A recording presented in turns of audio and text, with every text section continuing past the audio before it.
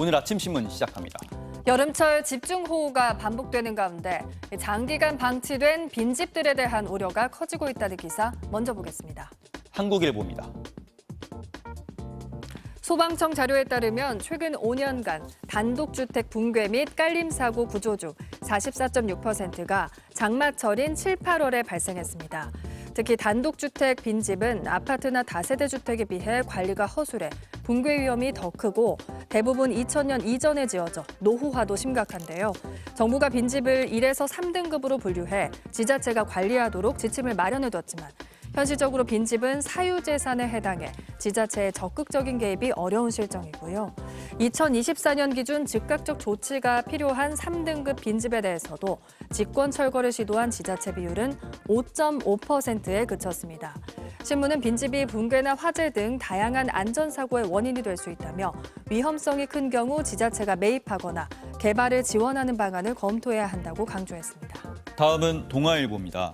앞으로는 불법 사금융뿐 아니라 합법적으로 등록된 대부업자가 욕설이나 협박 연락을 한 경우에도 전화번호와 카카오톡 계정을 차단할 수 있습니다.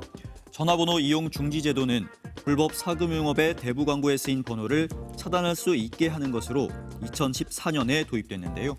대부업법 개정안이 내일부터 시행되면서 10여 년 만에 해당 제도가 확대 적용됩니다. 이에 따라 등록 대부업자들도 욕설이나 협박을 하거나 법정 최고금리를 초과하는 이자를 부과하는 등 불법 행위를 한 경우 번호가 정지되고요. 등록 대부업자로부터 불법 행위를 당한 채무자는 직접 해당 번호를 신고할 수 있습니다. 이어서 한국경제 보겠습니다.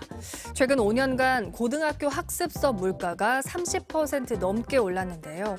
같은 기간 유아용 학습 교재와 초중학교 학습서는 3에서 12% 상승에 그쳐 고등학교 학습서 가격이 상대적으로 더 크게 올랐습니다.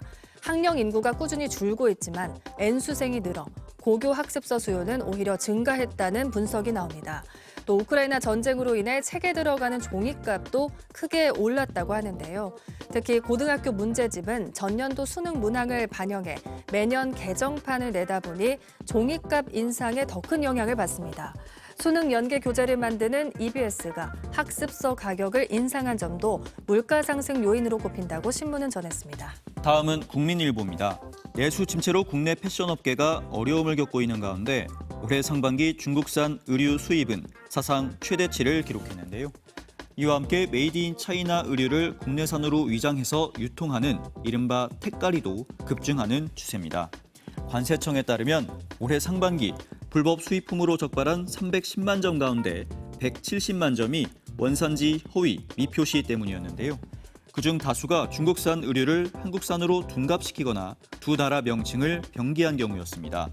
중국 패션 플랫폼의 초저가와 빠른 기획력을 따라가기 어려운 상황에서 위조 불법 단속이 더 철저해져야 한다고 신문은 강조했습니다. 끝으로 지역신문 기사 살펴보겠습니다. 국제신문입니다.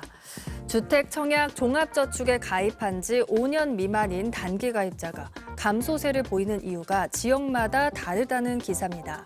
전국 청약통장 4년 이상 5년 미만 단기 가입자는 2022년 대비 20% 줄었고요. 같은 기간 서울과 부산은 각각 14%, 27% 줄었습니다.